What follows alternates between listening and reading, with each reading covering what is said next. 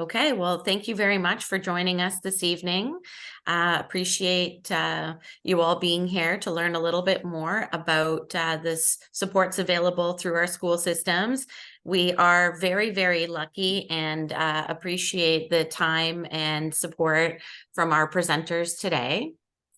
We have two presenters. We have Jennifer Vasta, who is a inherent vision teacher from the Waterloo District School Board, who will be speaking to us. And we also have Beth Connolly Edwards, who is coming from the educational coordinator, consultant, resource program with outreach, coordination services, all through the W. Ross Macdonald School Service Program. She's going to explain to us the difference between the school and the service program, because that was something I learned about, as well as discuss with us navigating supports within the schools. Welcome, Talene. We have a couple of teachers with us tonight. I see Jen in there as well, and also some RB parents. So we welcome questions throughout the event, but we will, try to have a Q&A period at the end. So we'll try to allow Beth and Jen to go through their presentation, and we'll have a little bit of a discussion at the end if anybody has questions. So I will mute and be a listener, and I appreciate everybody being here this evening to join us. Thanks, Genevieve. Really appreciate the opportunity to be able to present to everyone tonight, and hopefully by recording it, it will be available to others who weren't able to be here tonight either. Jen Vastag was the one who asked me to participate in this, and I'm really happy to be able to give some information about the W. Ross Macdonald School and some of the services that are available there. And then Jennifer is going to speak after me about individual education plans and how those how that process works for students in the school system. So I just wanted to start. Obviously, all of you listening are the experts about retinoblastoma, but I just put in a little slide here to indicate that obviously the vision loss from retinoblastoma can vary very much so from person to person. So as we all know, it's a rare eye cancer that begins in the retina at the back of the eye. And most cases, and in different things that I've read, anywhere from 60 to 75% involve only one eye or unilateral effects from the cancer. But in some children, both eyes may be involved. So there could be bilateral vision loss. So if only one eye is affected, a student would be considered to have monocular vision, meaning that they only use one eye for vision, but they would have near normal vision possibly in the unaffected eye, barring any other additional eye conditions, which of course things can occur together at times as well. And then if both eyes are affected, obviously then the student may require, many more accommodations, which could include large print or even Braille if the student were to have both eyes enucleated, for instance, which we have had students at W. Ross in that situation. So having said that, I just want you to keep that in mind as we go through, because I am going to be talking a little bit about the W. Ross Macdonald School. And if someone had monocular vision, so they had relatively near normal vision in their unaffected eye, it would be very unlikely that they would qualify to go to the W. Ross Macdonald School. But we certainly have had many students who come to the school who have had retinoblastoma and have enough vision loss that they benefit from the programs that are offered there. But having said that, there are programs that we can also provide to students who have that monocular vision that I've mentioned. So I will be mentioning that as we go through. So I just wanted to review sort of the educational options for any student who is blind, low vision, or deafblind. And I've included deafblindness because I think there was a parent, perhaps, Genevieve, that you had mentioned, who has a child who has vision loss and hearing loss. So they were wondering about services for that as well. I'll just quickly define that deafblind is a certain kind of acknowledgement of a child who has a vision loss and a hearing loss that in combination makes it difficult for them to accommodate because of their vision and hearing, and therefore they could get a diagnosis of deafblind. There are also students who have a vision loss and a hearing loss, but they may not get that definition as deafblind. So our school has deafblind supports.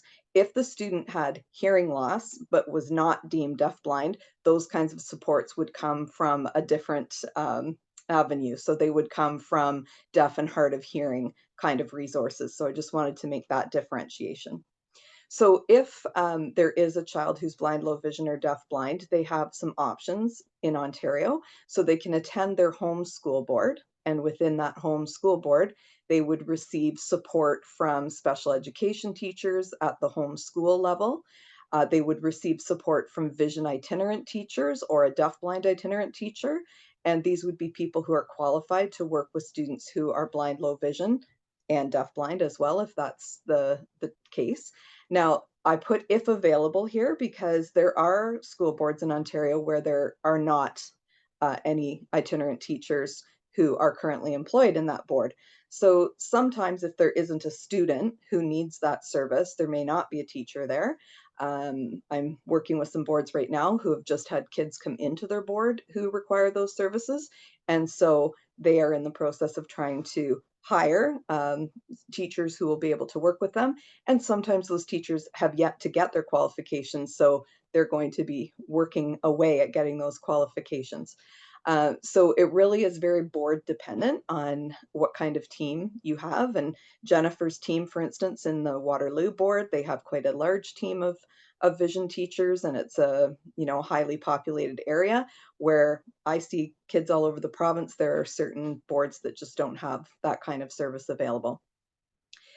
Also, if you attend your home school board, you can still receive support from Vision Resource Services and Outreach when it's requested by the school board. And I'm going to be telling you about that service. And that's my department. I'm the coordinator of that department. So I will be able to give you some information about that. And then if you're in your home school board, you are also able to benefit from some of the opportunities that are offered at the W. Ross Macdonald School, even if you don't attend there. You can still attend some of our short-term programs, some of which happen on weekends. We also have a connections program where students come for a week at a time, but still maintain attendance in their home school board the rest of the month. And then our Bridges program is another program that is available for students. They might be able to come, for a year, for instance, from their home school board and attend that at W. Ross as they're transitioning in from high school into post-secondary or the community. And then on the other side of the coin, we have the opportunity to attend the provincial school. And I've just put in brackets there if the student meets admission criteria. And again, like I mentioned before, a student who had 20/20 vision in one eye would not benefit from the programs, the kind of programming that we offer, and therefore they wouldn't meet that admission criteria. But we do look at, generally we're talking about kids who have low vision, so 20/70 or worse in their best corrected eye. But we do not only look at that acuity, we also look at, how the student is going to benefit from the programs that are offered at the school. So at the provincial school, you would get support from qualified teachers of the blind, low vision. So they would have very similar qualifications to a vision itinerant teacher in a board. All of the teachers at our school are committed to having their specialist. It's a 3-part program to get your specialist teacher of the blind. So that would be the same in boards. There may be people still working towards that, but that is the goal, that they would all have their specialist. And then I'm going to tell you what some of the supports are that are available at W. Ross as we go through this presentation. So our motto at the school, first of all, we're in Brantford, Ontario. If you're unaware of that, the school is situated in Brantford. And our school motto is, "The impossible is only the untried." And truly, students at our school really try everything. And we don't put any limitations on what students are able to explore and experience. So we have a principal, Dan Majacomo. We have two vice principals, Lori Moore and Lynn Osasui. The school is from age 4 all the way to age 21. So we have two vice principals for the elementary and the secondary panels. And then a subset of the school is resource services. So Vision Resource Services, I'm the coordinator of that program. And then we have a deafblind resource services coordinator as well, and that's Amanda Pollard. So our school is essentially there to support unique learning needs of students who have low vision. Sorry, I'm having difficulty with this. It's skipping ahead on me. So our mission statement is that students will become confident, contributing members in a diverse, democratic, and ever-changing society.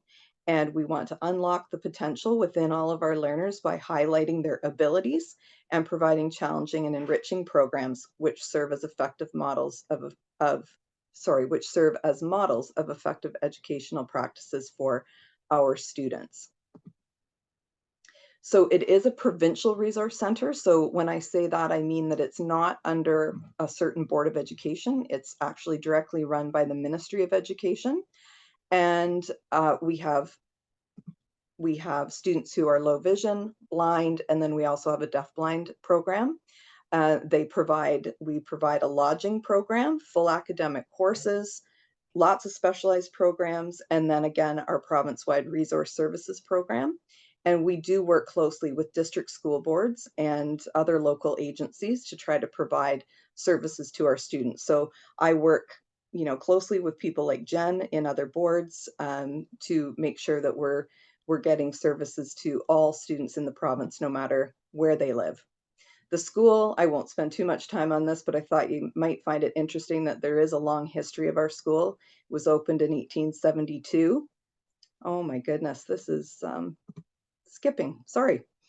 It was named after the Lieutenant Governor of Ontario, W. Ross Macdonald. And then Resource Services, my department, was created in 1983. That came out of Bill 82. And we are on a beautiful treed acreage. If you're ever in Brantford, you should come for a little drive by and just see the property. It looks like a gorgeous park. And it has always functioned as a lodging and day school. So on the left there, we have our old administration building, which sadly no longer stands. But we do have the arch that you see at the front of that building still stands in our playground area of our current school. And then this is our current school front entrance. So W. Ross, as I said before, it offers education to students who are 4 to 21 years of age. And we follow the Ontario curriculum and the expanded core curriculum, which is a specific curriculum to meet the needs of students who have visual impairment.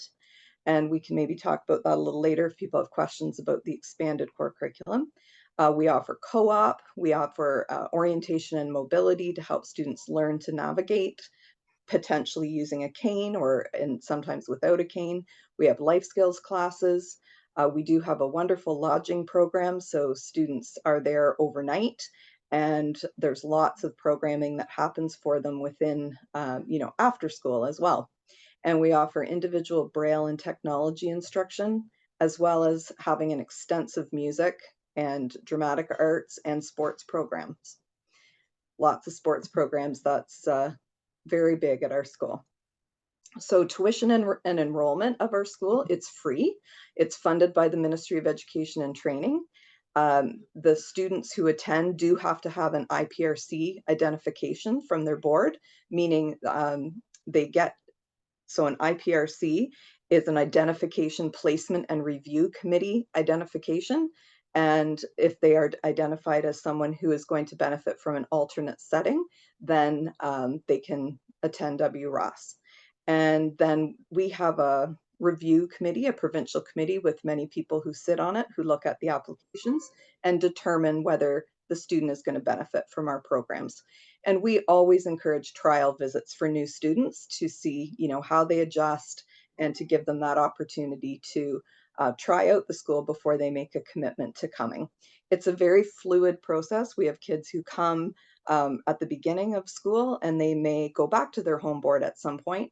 And then we have kids who do the opposite, where they start in their home board and then they may come to W. Ross at some point, either because they're feeling like they may want more social interaction with other students who have vision loss. Maybe they're looking for, more opportunities for music, sports, those kinds of things. And then again, we have the transition type opportunities that I was mentioning. So the Bridges program and some apartment living with adult supervision to help students prepare, for instance, for post-secondary. So we have very small class sizes, primary up to 6 students, junior up to 8 students, and high school is up to 10 students. In our deafblind department, 3 students is the limit in a class. And as I think I mentioned before, teacher accreditation, these are courses that are offered. You must be a member of the OCT, so Ontario College of Teachers, and then you can take an additional qualification course, either for the low vision and blind or deafblind, and it's a 3-part course. Currently, the blind low vision course is running through the University of Western Ontario, and both of those courses also include Braille training. So there's a 4-level Braille training course that the teachers have to achieve to get their specialist, and then sign language for our teachers who are going down the deafblind pathway. So we do have an international reputation. We actually quite often pair up with blind schools in other parts of the world, and we have some really awesome opportunities. Like I mentioned, the short-term programs for students to come and do activities that are designed for kids who have vision loss. And we have some summer programs as well, sports camp and a music camp. So some of the benefits of, obviously there's benefits to attending your home board. You're in your own home community, you're living at home, you're with your family. Those are some very, very significant benefits. And for some students, that is the right decision. Maybe in the moment, that is the right decision. Maybe in a few years down the road, they might explore W. Ross. But some of the benefits, for instance, would be there are life skills programs, the orientation and mobility instruction is given on a daily basis, small class sizes, all of the appropriate materials are available. It's a very caring environment with lots of experienced teachers. We have appropriate technology to support learning, and we have learning is supported in the residence as well. So for instance, there's a mandatory study hour in the evenings in the residence. Lots of leadership opportunities for students. So opportunities, for instance, to be part of the school council, to be a leader in a variety of sports type programs, to be part of choirs and other group activities that they might not get in other situations.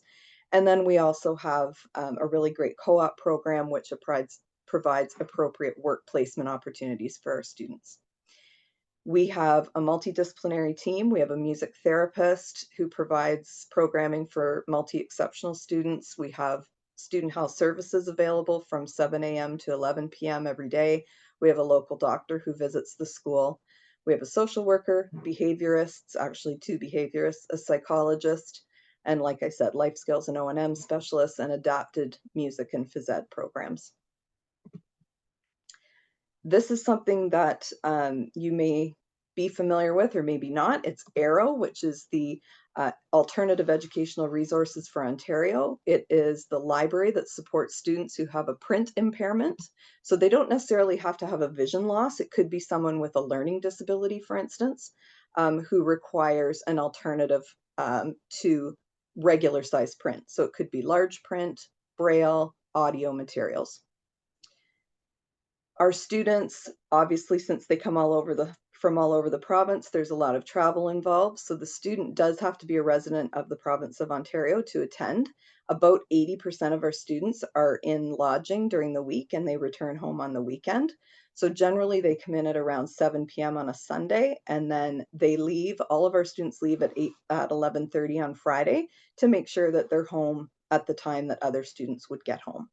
and the majority of the travel is by bus, but we do have charter flights that go all around the province to, Thunder Bay, Kenora, Marathon. We have some students who come from a very, very long way away.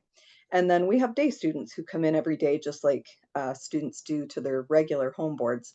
And those are generally located in Brantford, Hamilton, Burlington, and generally we try to keep it within a 70-minute bus ride of W. Ross to be a day student.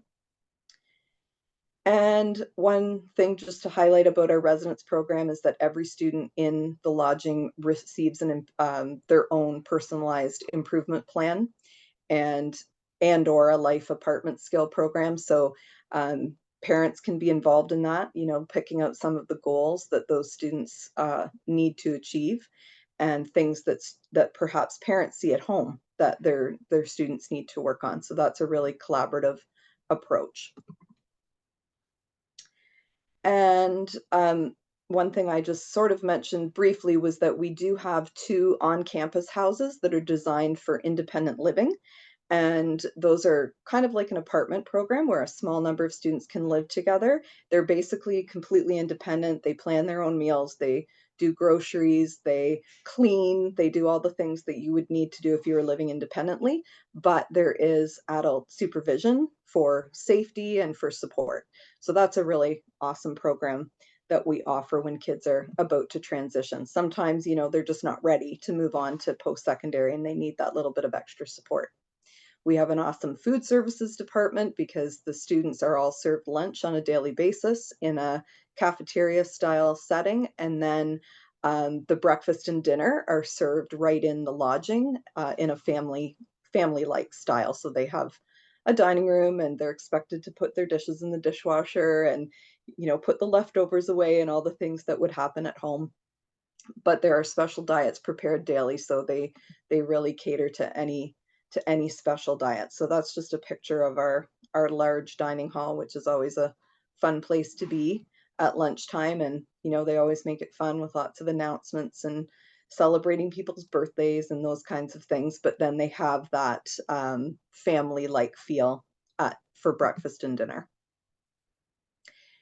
Extracurriculars are really important at our school. We have swimming and a swim team, gymnastics, wrestling. We've been known in the past to compete against lots of regular cited schools and do very, very well. We have lots of banners in our gym to show that. Goal ball is a specific sport for students with vision loss, and we run goal ball leagues, and some of our students get involved with goal ball on a national level, and which is a really awesome opportunity, and some of them have traveled a lot around the world even to participate in goal ball competitions. Track and field, football, we have a cheerleading team that goes along with the football as well. Drama, music. Our Audible Otter is the equivalent of our yearbook. So instead of a print yearbook, we have an Audible yearbook where we have students throughout the year take sound clips at different events and then they turn it into an audio file for the students to have at the end of the year. Very popular with our kids. Lots of interviews go on throughout the year. And then we have the roster, which is our school newspaper. And field trips, some of our highlights are winter camping. Our outdoor education program takes kids winter camping. They go on canoe trips up to Algonquin sometimes, rock climbing, skating, skiing. We really try to get all of the students trying new things and, really stretching the boundaries of what they think they can do. And then, so that's the school side of our school. And as I said, you would have to, meet admission criteria to be a candidate to attend our school. But another thing that we offer is our resource services outreach program. I'm going to focus today on the vision resource services part because that's my department, but there is a deafblind resource service as well with 5 consultants who go around the province. Their model's a little different. They have caseloads and they provide direct instruction to students who are deafblind. We are more supporting the schools and the teachers. So we go out, we do assessments, we look at what kinds of programming recommendations we can make for students. We also evaluate whether they have equipment needs, so SIA type needs. So special equipment amount is the model for funding for equipment for students who need something in addition to what's offered at their regular school. So we would look at that and provide recommendations around those SIA claims. We also provide assistance with helping with the IEPs, so the individual education plan that Jen's going to talk about. If we're invited, we're happy to help out with the IPRCs, those identification and placement review committee meetings, team meetings, transition planning, whatever the school needs us to assist with, we are happy to do so. We also offer a lot of workshops, and we welcome people to ask for specific topics, and we will provide workshops in those areas. And we also provide workshops around specific student needs for school teams. And the second one here, facilitation of admission applications, as an example, if someone's interested in coming to W. Ross Macdonald and they have not been seen through Vision Resource Services, we will likely come out to see that student to provide, to do some assessments with them and then to help facilitate the admission process. So that might look like helping parents with that admission process, because there is quite a package that needs to be filled out. It can be overwhelming for parents sometimes, especially if English is a second language, or they don't have literacy skills for that. Then we can help with that. All of these consults are free of charge, including the workshops. The only charges come to private schools, and we call it the best deal in town. It's $100 for an assessment and a report. So you're not going to find anything cheaper than that. It essentially covers our gas. It's not even covering the salaries. It's just covering gas to get there. But for publicly funded schools, everything's free of charge. And then we also, within Resource, we have a preschool program for children who are ages 2 and above. This is for students who are deemed to be potential Braille users. So you'll see a lot of acronyms in here. ECVC stands for the Early Childhood Vision Consultant.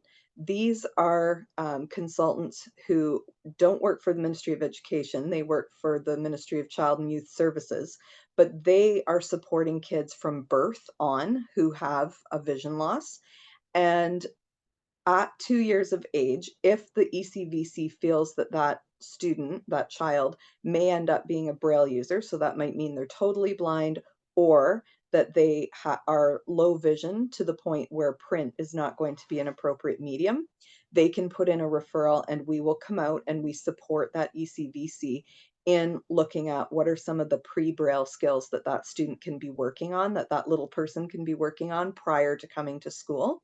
This came out of us seeing some gaps with students coming into school and not having had these kinds of supports before entering school. And whether they're a pre-Braille user or not, any child who has a vision loss, we will help with transitions to school. But particularly for these little ones, they've been working with an ECVC up until the time they go to school, and then that ECVC is finished as soon as they enter the school system. So it's a nice bridge to have us involved so that the parent feels comfortable for those school services that we provide once the child's in school. So I hope that I haven't taken too much time, but we have a school website. It's a little complicated because it is Ministry of Education, and it does include all of the schools that are under the provincial school branch, which includes the schools for the deaf and also the schools for learning disabilities. So when you go into the website, if you're looking for W. Ross Macdonald material, you just have to look at that vision side of things once you're in there. But if you ever have any specific concerns, you can always contact me directly as well, and I can hopefully put you in the right direction of where you need to go. So I think just for time purposes, I'll let Jennifer continue, and then at the end we'll have a little Q&A time. Thank you, Beth. And I need to apologize before I begin. I was on a meeting until 6 p.m. and sometime between 6 and 6:30, my computer crashed, and now I'm using my backup laptop. So it may appear that I am not looking at the camera because the camera is down on my keyboard. So I've tried to adjust things, but it's going to appear that I'm not looking at the group. I'm looking off to the side, and that's why. So I just wanted to explain that. But thank you, Beth, for your presentation, and Genevieve for inviting us. I thought I would take a few minutes and talk about the IEP because I can imagine as parents trying to navigate the education system, having a child that may require some special needs that they just aren't sure where to start. I heard you say, Genevieve, that there may be a few teachers in your audience, so they, might be able to contribute to this based on their experience, and or maybe this will help them a little bit navigating their IEPs in the classroom. By no means am I a professional or an expert in the IEP field. I just felt that this was something that was important to talk about and to maybe take away some of the, I don't know if it's fear or, insecurities when it comes to the communication that parents may receive from schools when an IEP is sent home and how to interpret that, so forth. So I've created a little presentation, and if there are any questions at the end, I'm happy to elaborate on anything that I might not have included. So we'll get started and see how I do here.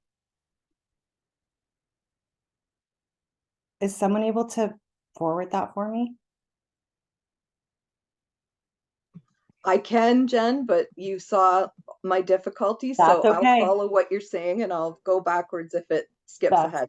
Okay, and that's okay. I have it on my iPad at the side too. That's the extra light. I have quite the setup here. I wish I could share that with you. So I thought I'd start with some common educational acronyms. And Beth has gone through a few of these already, but they're here for you if you want to go back and reference them at any time. Obviously, the IEP is the individual education plan that we're talking about. OSR, you may have heard people talk about that, the Ontario Student Record, and it follows your child through school. The schools tend to keep that for at least 5 years before they retire it. And there are different circumstances. So I've put a reference at the end that you can go in if you have any questions about the OSR and some of the details around that. The SIA, as people refer to it, the special education amount, is a funding used for purchases that may support your child at school. In our school board, we have quite the hoops that we need to jump through in order to get that. But I'm not sure how it works for other boards. I just realized that, basically you need to have some sort of documentation to validate the need for SIA equipment or for special equipment for your child. And you'll see how that's reflected on the IEP as well. The IPRC was mentioned already, Identification, Placement, and Review Committee. So basically, within our board, we tend to see fewer and fewer of these. And I think part of that is due to less segregation, more integration. So they're not really looking at individual placements for the students. And I think the other part is it tends to create a lot of paperwork and a lot of extra work for education staff. So for whatever reason, our board is doing that less and less. So you may not hear much about that. And the FVA, which you all may hear about, is the functional vision assessment, and we will reference that in our IEP. That's something that we also reach out to Vision Resource Services and have them come out to our board to collaborate with us, because at our board, we require a third-party assessment in order for our students to qualify for any SIA equipment. So we may do things a little different than other boards, but that's sort of how that all pieces together. I'll just chime in there, Jen, and say that is true of many boards in Ontario, that they do require that third party, and then it is board to board, because there are some boards who do that on their own.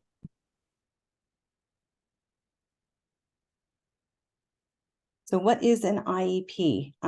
I've summed this up in my own words, and I hope that it encompasses everything. But to my way of thinking, it's a written plan to guide the unique learning of the students who require additional supports in order to be successful to access the curriculum. And I think that incorporates a lot of students, whether or not they qualify for an IEP. We're going to talk about that in a few minutes, but this is also a plan that outlines the individual special education program that consists of accommodations, modifications, and or alternate programs to ensure the child's success in learning. So I will touch on accommodations. Modifications tend to be changes to the curriculum. So typically students that primarily have vision loss do not necessarily require modifications. It's usually secondary things that might cause that modification requirement, learning disability, changes with just their learning profile. But typically we don't see modifications within our IEPs for vision students. And then the alternate program is something that Beth sort of touched on in terms of the ECC, or the expanded core curriculum. We do offer alternate programs to our vision students to ensure that they are receiving all the areas of the expanded core curriculum. And that is a whole other presentation, Genevieve, if you'd like to talk about the expanded core curriculum. But you'll get an idea of some of the alternate programs on one of the slides that I have coming up. So we can talk a little bit more about that too. Oh, the IEP can be developed at any time during the school year, so it doesn't necessarily have to be initiated in September at the beginning. So what is an IEP? It's a working document developed collaboratively with education staff, parents, and caregivers in conjunction with information from clinical, which is the medical piece, and non-clinical, which is more of an observation and other professionals working with the student in terms of their assessment reports. A program plan with a strengths-based approach. So we do try to focus on what they can do as opposed to what they cannot do. It's a document that links assessment data, accommodations, and teaching strategies to support the student's ability to engage in learning and support the student's academic success. And it really truly is based on assessment and observations, and collaboratively classroom teacher, any staff that are working with the child, vision staff, if vision resource services come out. It's all based on observable, recorded information. We don't just make up things. We don't just pull things out of the air. We do work with what the student is demonstrating. It uses current school year data, so you won't find an IEP that is developed based on how your child or the student performed last year or the year before. It's year by year, so it will change. And it's based on the student's strengths and needs, which are derived from the clinical, non-clinical observation-based information. So there is a page or a section of the IEP where we identify strengths and needs. And if you are familiar with IEPs, you would have seen that section. And that is important. And it's someplace that people tend to look at. It's almost an easy way to look at the student to see how you can best support them. It's a quick, let's look at a snapshot of this student.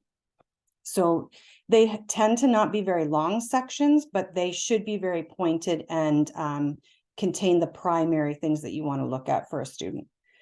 So who should have an IEP? Students who require additional considerations in order to be successful with the Ontario curriculum and have documented observable needs that require additional accommodations, supports, and or teaching strategies to ensure their safety and success within their school day. So I have talked to parents that want to know why they don't have an IEP or really want to have an IEP. And that's based on their perception of their child. That's based on their observations, where the school may have a different opinion. So I have heard of parents that go into the school speaking to the administrator and somehow get an IEP created for their child. It doesn't happen very often. Typically, there are many people that get involved with that child before an IEP is developed. But again, I have heard, if you really feel adamant that you feel that your child requires an IEP and extra support, to go in and have a conversation with the administrator at the school, the principal or vice principal. How do I know if my child requires an IEP? So a couple of things you should have in place, which would signify maybe you should be inquiring about this. If you have any medical reports outlining safety considerations that should be taken at school, that would be reason for a discussion. Medical reports that outline educational accommodations or modifications that are required in order to ease access to the curriculum. Again, often you'll find optometrists, ophthalmologists will make recommendations specific to these are some educational accommodations that we are recommending this child have in place at school. That's very valid to bring forward. Observations by education staff who work with the child identifying a need for support, accommodations, modifications, and or alternate teaching strategies in order for your child to be successful in their school day when accessing the curriculum. So it could be that you don't have any medical reports and your child has been observed at school requiring additional support, or maybe they've implemented some extra supports just to try to see if it's going to make a difference in your child's academic day. And it has been working. So then they say, let's put an IEP together to ensure that this is consistently happening with your child. And then they may also then take that and suggest that you go to your family doctor or to an optometrist or ophthalmologist to then get further information or diagnosis or assessment from them. But it could potentially be started from just observations from educational staff at the school. It's also a collaborative discussion, so between education staff and yourself, parents and caregivers, whereby it's felt that additional supports are required as typical instruction methods and settings are not working for your child. And I think this is where it's not just one meeting that this tends to come out of, but multiple meetings where we've tried many things, it's not working, let's try something else, or let's put together an IEP in terms of accommodations to ensure that they're happening consistently for the child. So again, it's discussion, but collaborative is the key word, because as parents and caregivers, you should be involved and you should be invited to be involved in those discussions. And I put at the bottom, ask the classroom teacher, the special education resource teacher, again, different school boards have different names for that, if an IEP would be appropriate for your child. Oftentimes, and I hate to say it, but the squeaky wheel syndrome. So as a parent, if you have concerns, you've tried having conversations and you don't feel like you're getting anywhere, continue to ask those questions, continue to reach out and bring forth your concerns and bring forward examples, report cards, things that things that are coming home that you're concerned about. Continue to sort of poke and say, something needs to change, something needs to happen, because I don't feel that my child's needs are being met. And, I'm not making excuses, but school staff are overwhelmed these days. And a lot of times things fall between the cracks.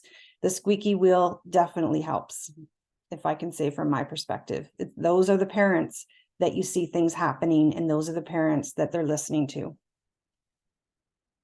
What is included within an IEP. So if for any of you that have an IEP, if you wanted to reference it, if you haven't, I'll just sort of touch on some of the main areas. There's always an information page that has all of your contact information, the student school information. It would have your OEN number, your Ontario education number. There's usually an ID connected to the board.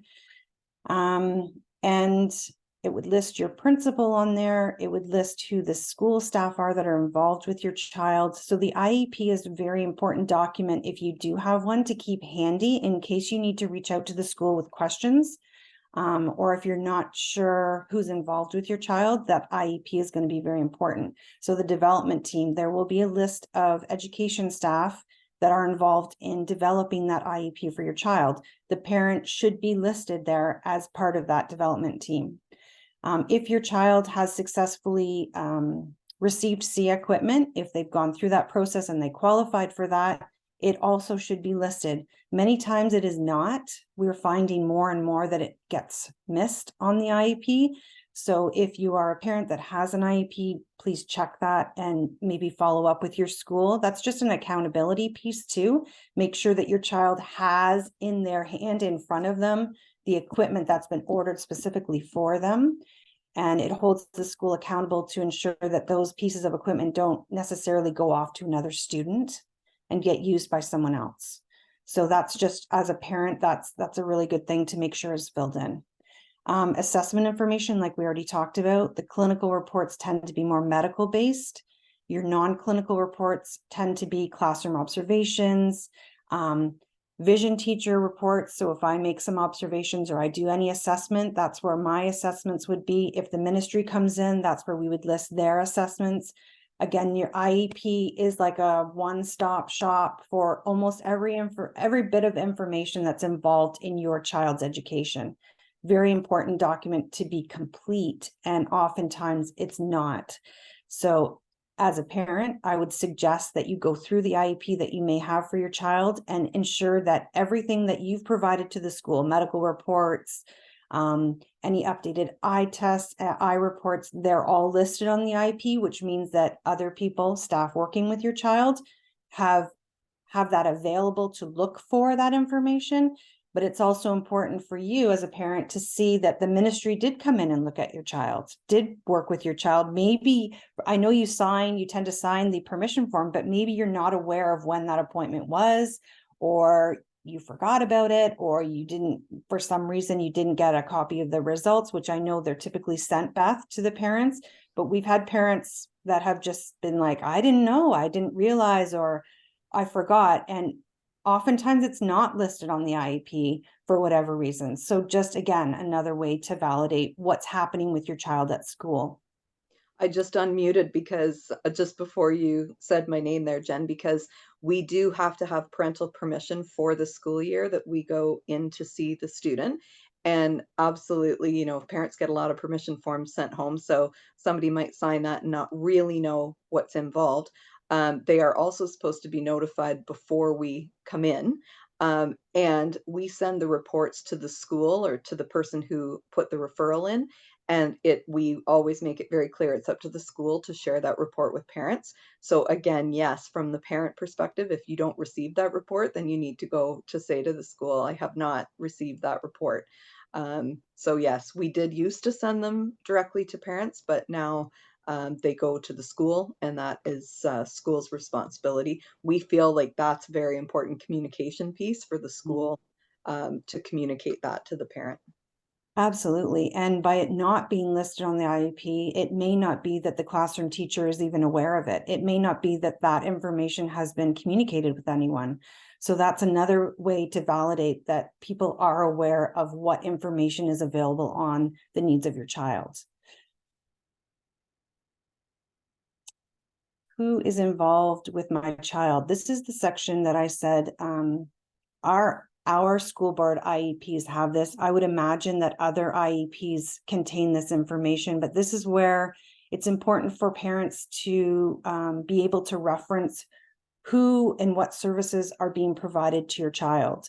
So in our school board, we're fortunate enough to have an independent living skills instructor who's a board employee. And she has a very full schedule, trying to get around to see the priority students who require that support. And that's something unique to us. And hopefully we get to retain that with all the cuts that are happening in our school system. But that is a very valuable source. But as you can see, that's an example. It would show when she started to work with your child, how often she may be visiting, and whether it's a regular occurrence, how long duration, term 1, term 2. It's just a lot of information for you to be able to say, okay, I know that person is working with my child, and for you to be able to follow up. Chances are, and it should be happening this way, that if this person is listed, there would be an alternate program with some goals to show you as the parent what they're working on, and then an alternate report card to be able to explain to you what they've accomplished. So you can sort of connect the different areas to follow through what the goals are and what the outcome was within that alternate report card.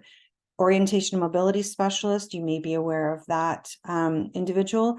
We do not have one within our board, but we do contract through the VLRO, Vision Loss Rehab of Ontario. So she is quite involved with our board with a lot of our students, and she provides service during the school day. So same with the ILS instructor.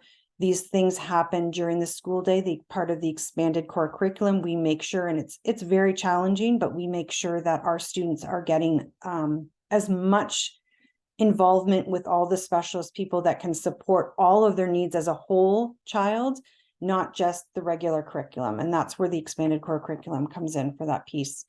I would hope if they have an IEP that the resource teacher for spec ed is involved to some degree, even if it's listed as required as needed. That still means that they are aware that your child exists and that they're aware of the needs of that child. If there's a vision itinerant teacher, it should be listed there. Same with, we're lucky enough to have vision EAs, sorry. So we have educational assistants who we also call Braillists within our board that support our students. They reinforce any skills that the vision teachers are working on with the students, and they help to reformat material to ensure the student is successfully accessing the curriculum within their classroom. So we're very fortunate with all the staff and supports that we can offer that our students within our board. Not every board can do that. And I'm not 100% sure, and maybe Beth, you can answer this. I don't believe many boards have vision EAs either, so you may not see that. No, your board is very unique. To the best of my knowledge, you're the only board that has an ILS instructor who's hired in your board. And then there's a handful of boards that have specific vision EAs, but most boards, the EAs involved with students with vision loss would all be from the same pool of EAs. And obviously it makes a lot of sense to have vision EAs because then they are carrying on from year to year with that experience rather than switching out people, which happens a lot with EAs. So yes, Waterloo offers a great program that way. And I would say at least 90% of our vision EAs have some qualification that they bring to the table. Most are deafblind interveners before they became EAs. I would say, again, probably close to 100% have some level of Braille qualifications or have been practicing Braille to be able to support that. And we have a great network for professional development whereby they support each other with networking and they train each other. So they all are at a similar level in terms of being able to use the specialized software that our students have, understanding the skills within the ECC so that when a vision itinerant teacher is working with a student, the EA is able to then reinforce those skills and has an understanding of vision and how to support a vision student. So we are very fortunate. We have lost a few in terms of funding. So we're fingers crossed that we don't lose all of them. But at this point, this year's a little bit of a tough year. It's been a rough day. Okay, this is not to scare anyone, and you may not ever see this again, but this is a list of the accommodations. So this is a page on an IEP whereby there are 3 areas of accommodations that your child may require: instructional, environmental, and assessment. This example is for a tactile learner, Braille using student. So it has many, many things listed here. Some things we are required to add, such as hand over hand, hand under hand demonstration. If we don't have it documented, technically, we're not supposed to be touching our students. That's something new. So there may be some verbiage here that seems a little odd, but it's a liability piece as well. And obviously your child may not require half of these things. I have, if Beth, if you can press the next, like click the thing, there's a little, yes. So I tried to look at what you may see on an IEP specific to retinoblastoma in terms of, I would say, general idea of accommodations, preferential seating, safety and physical education, alternate format of material, possibly, because I'm thinking of visual fatigue, eye strain, etc. Extra time for visual processing, visual breaks, reduced figure ground.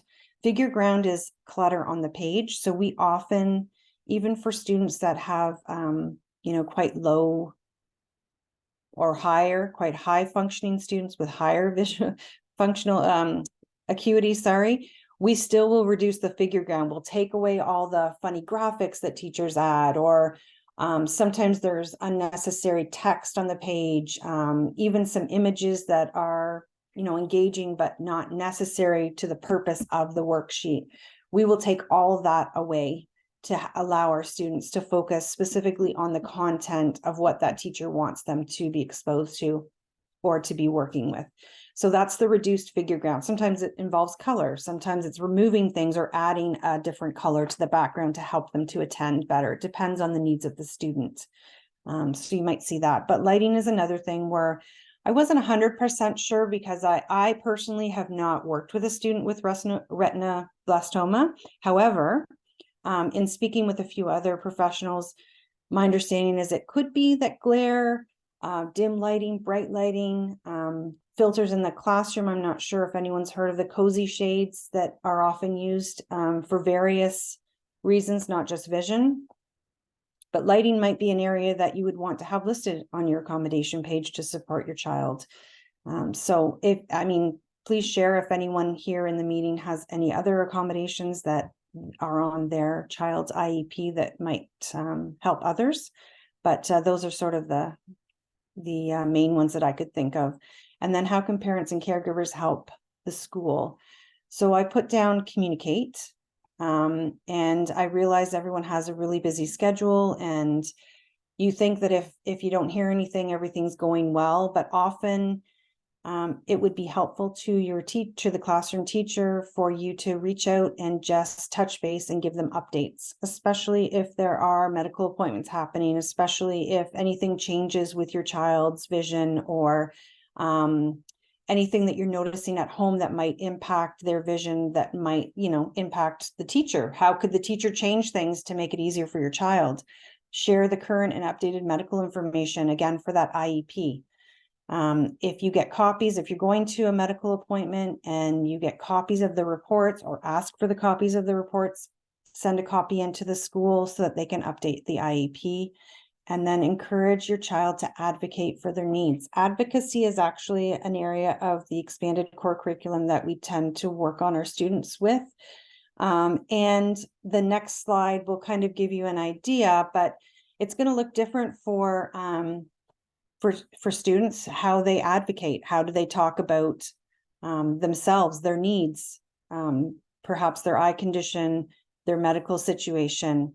It's just good to get your children talking about that early on to the best of their ability, and asking questions, talking to the teacher and asking how things are going, asking how the accommodations are working, asking those questions that you may not think to ask because you think that someone else at the school is taking care of that. It's good for you to be involved in those conversations as well. And the IEP, if you don't have one, and you, after this presentation, you're like, maybe that's something that would work for my child, ask the classroom teacher, ask the special education resource teacher, say, I was in a presentation, I learned a little bit about an IEP. What do you think based on A, B, and C? Do you think my child should have an IEP, would qualify for one? And then my question would be, I don't know that we have had this in our board, and Beth, maybe you could speak to this, but we have things like care plans or medical safety plans, is what we call them, in place for children that have prosthetic anything. So I'm not sure if an ocular prosthetic would be something that would constitute as a care plan, but I'm sure that's an area that as a parent, you would want to be communicating and talking to the classroom teacher.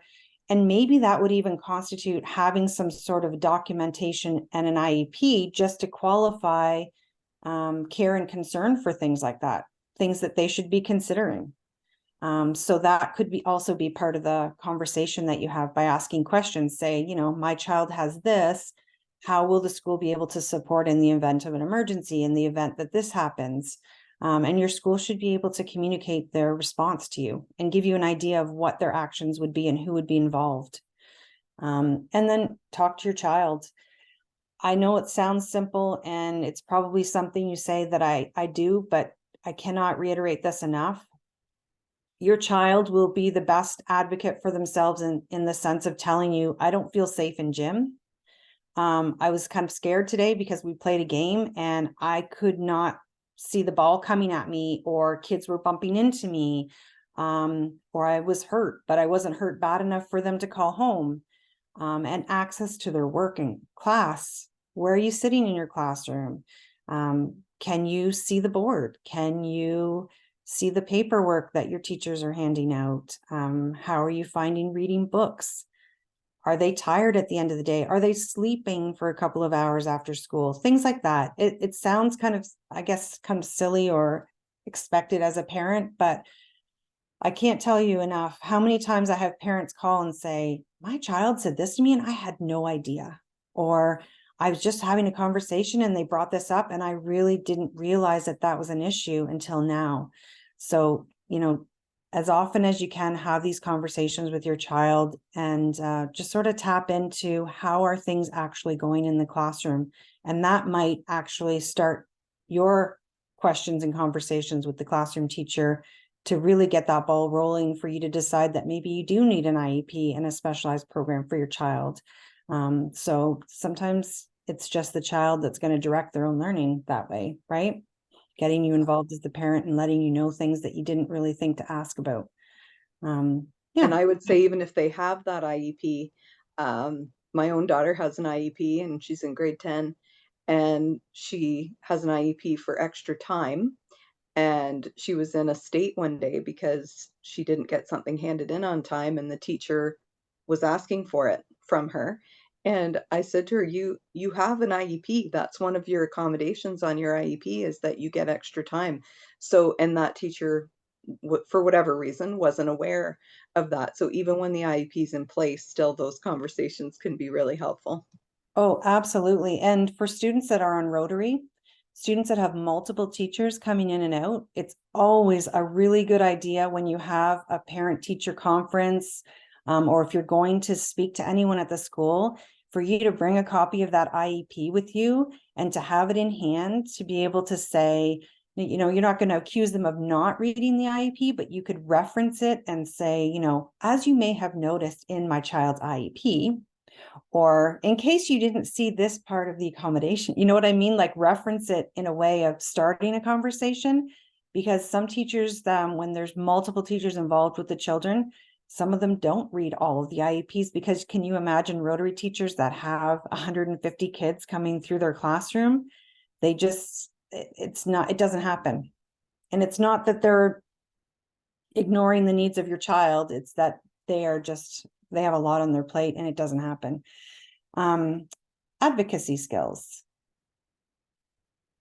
So this is what I was referring to earlier, educating and informing your child at any age what it is that they have unique about them. How can they explain it to other people to better support their needs when they're not with you as the parent?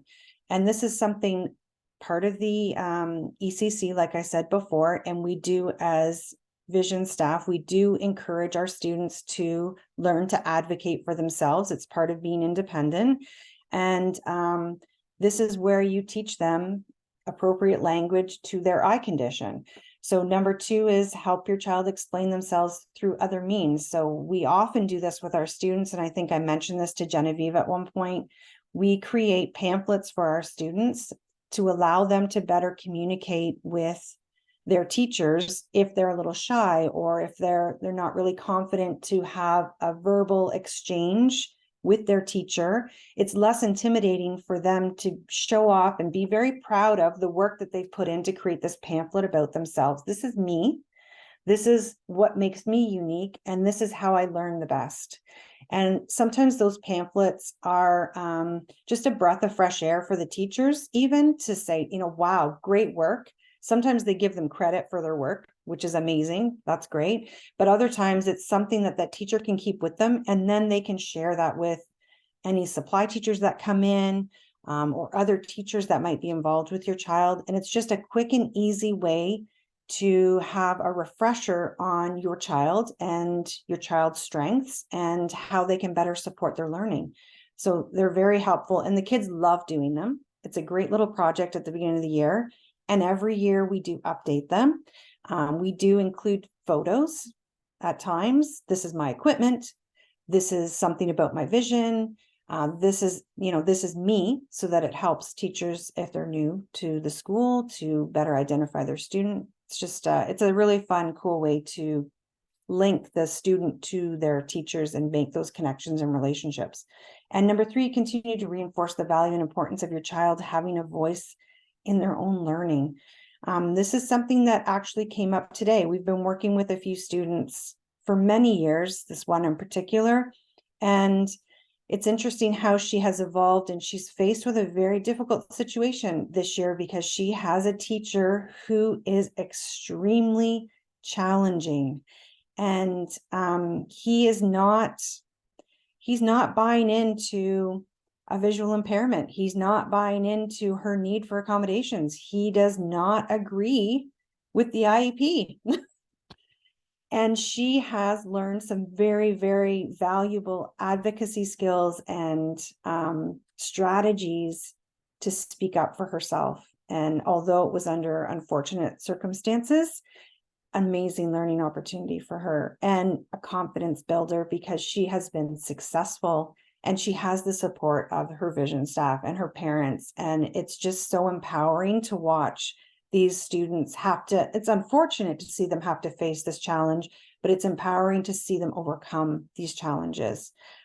So continue to reinforce the importance of your child having that voice and recognizing that their needs are important. And here are some resources if you wanted some more information on IEPs, OSRs, the CIA funding, and my contact information if you have any specific questions, if there's anything I can do to help.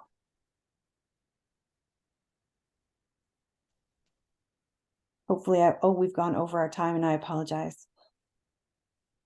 Okay, those were excellent presentations. Thank you so much. I would love to, and I'm sure that you guys have some questions.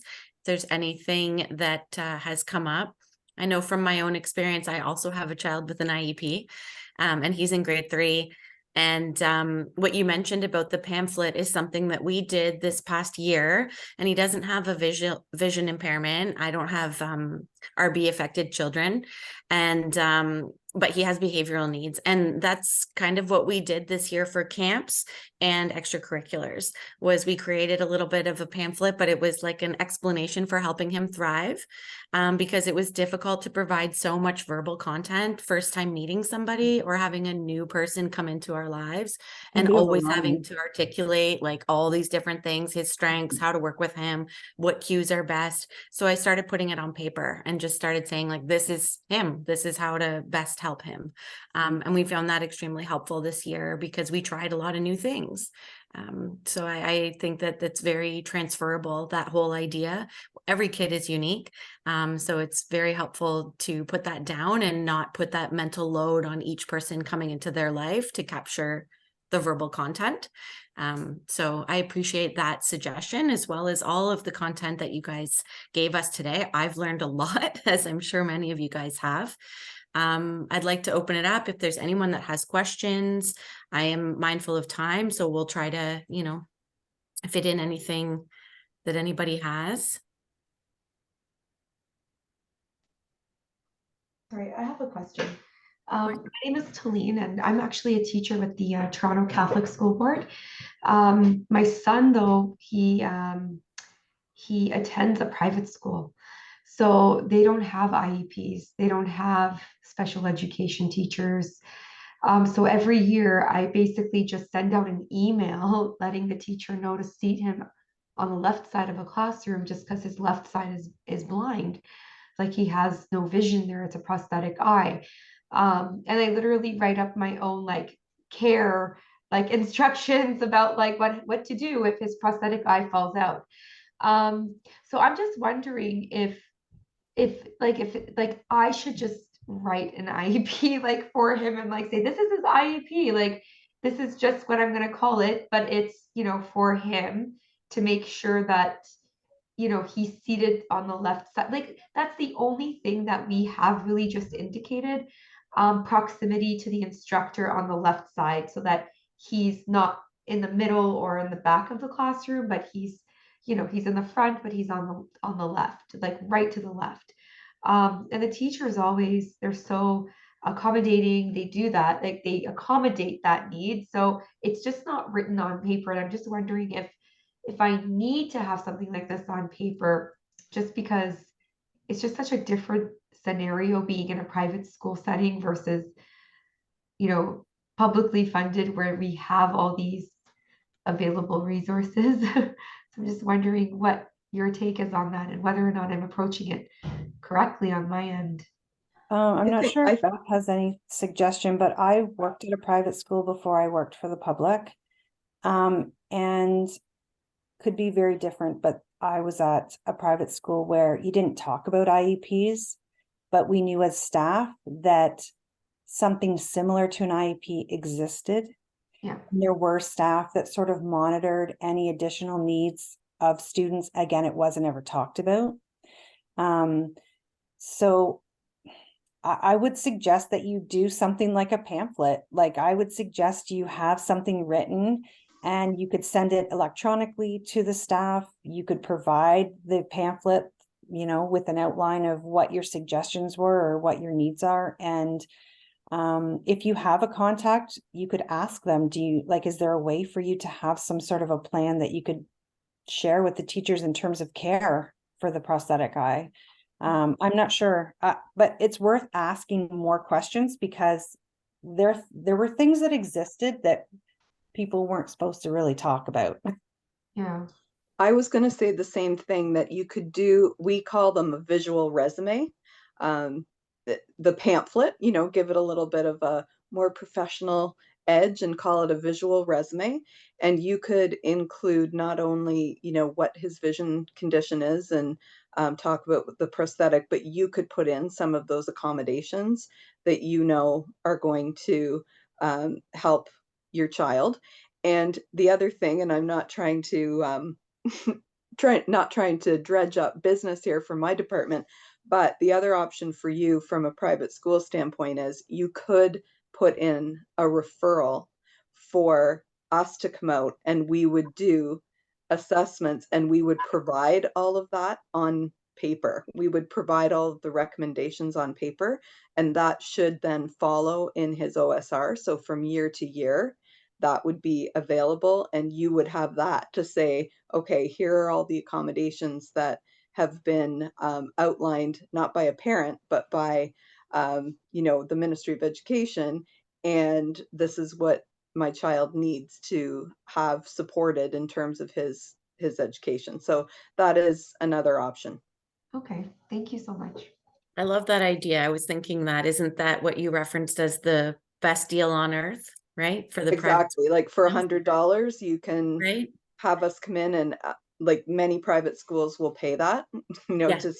to have professionals come in and do an assessment and provide those recommendations. And then you would have on paper, that there are safety concerns in phys ed because the student can't see on one side, or, obviously seating is important. But then how old did you say he is, in grade 3? He's in grade 1. Oh, in grade 1. Okay. So even more so, he hasn't really gotten into heavy duty literacy yet. So as, the years progress, that might look like maybe he will have vision fatigue and maybe he will need to have some supplements with audio materials when the volumes of print become more than they are in grade 1. He may need a few more supports. So that might be something that at least it's on paper as, here's the information to access Arrow if you require, bumping the print up a little bit in size to prevent vision fatigue, or here's some audio sources to supplement what he's doing. Because in grade 1, obviously, he's just at that very beginning literacy development, and there's not a lot of print on the page yet. So at some point, that may become more challenging for him in terms of the vision fatigue piece. Okay. Thank you. And I'm just wondering if either of you have an example of one of these pamphlets that you might be able to share with us that we could get out to our group or be able to offer if that did come up in their life. we do have a sample that we send out to schools, so I'm happy to share that with you. That would be great. Thank you. And I realize that my email is not on this presentation. So Jen, if we're sharing this with Genevieve, I'll add that before we share it. Okay, sounds good. And I love the vision resume. What did you call it? A vision resume? Visual resume, yeah. I like that better. For maybe the primary students, the pamphlet, but the Yeah. visual resume, I like that. I'm going to start using that if that's okay. Absolutely. I see Jennifer has her hand up as well. Hi, there are a couple of Jens here. For those who don't know me, I'm a teacher and an RB survivor, so I can see this from sort of both sides of the conversation.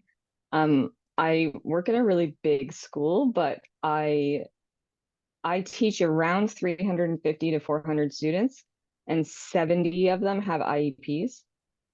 So I am well versed in reading and implementing IEPs. And I just wanted to say that the biggest barrier that my coworkers and I find to getting the accommodations for students who need them is parents not wanting to share with staff the information we need. So often parents are worried about stigmatizing their child or limiting their child because they have different needs than their classmates. But if their child's teacher knows about those needs, we can help them. And then they're not as much of a hindrance, or they're not a barrier anymore. And they become a much less of a concern. So while it's well-intentioned, hiding what could be a problem from us ends up being a really big problem.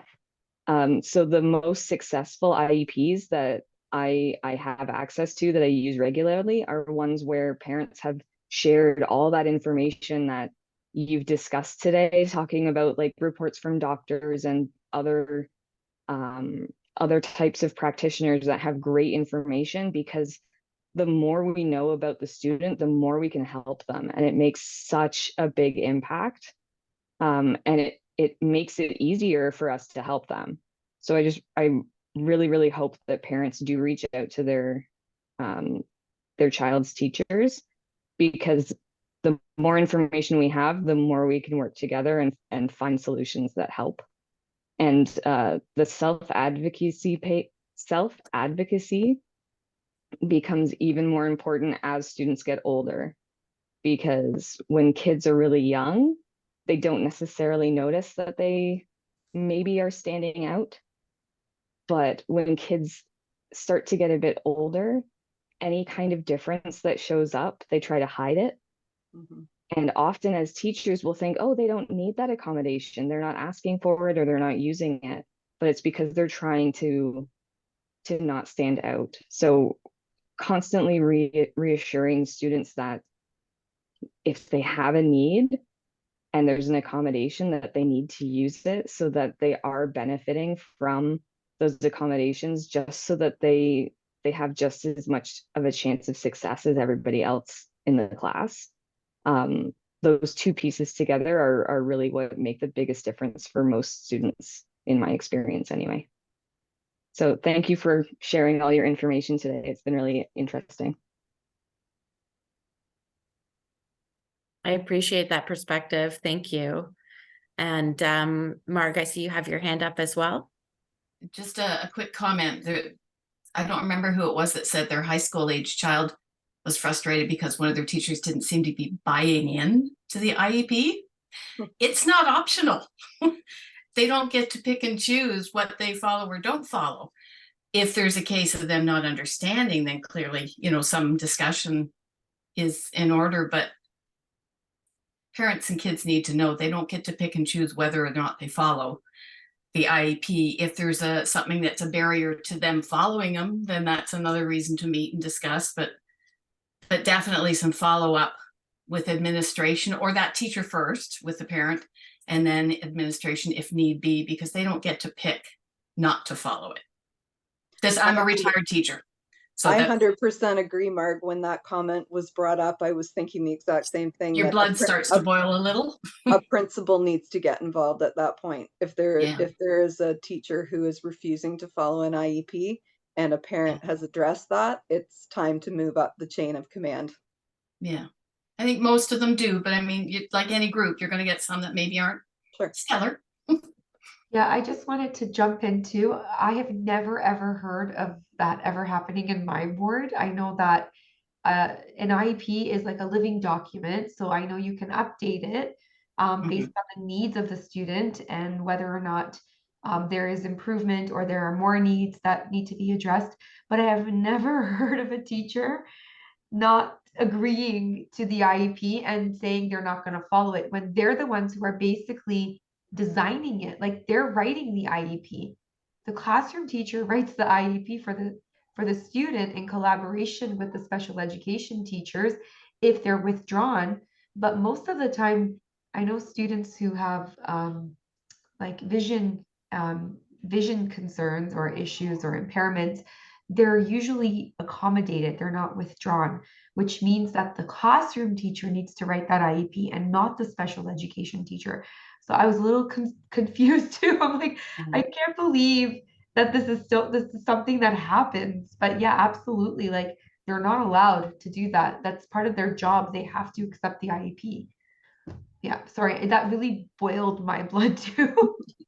Got me very angry. Are you referencing maybe the story that I told about my student today? Is that the one? About Okay. about the Yeah. teacher who was not agreeing to the IEP and Yes. not willing Not to buying in. follow through.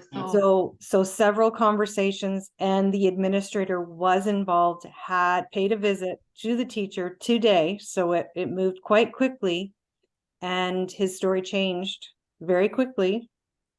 And now we just have to wait and see. But okay. he caused enough stress for that student to make her feel like he felt that basically hogwash, she didn't need it. And she has ocular albinism. So yeah, she had some pretty significant accommodations in place and has for several years. So it wasn't that he necessarily was involved in the development of her IEP, because it's, he's just at that stage of getting to know her. She had missed a few days, but anyway, yes, it's quite interesting, but it did change quite quickly once the administrator got involved. I'm just thinking we're only in week 3 and I have to work with this gentleman all year.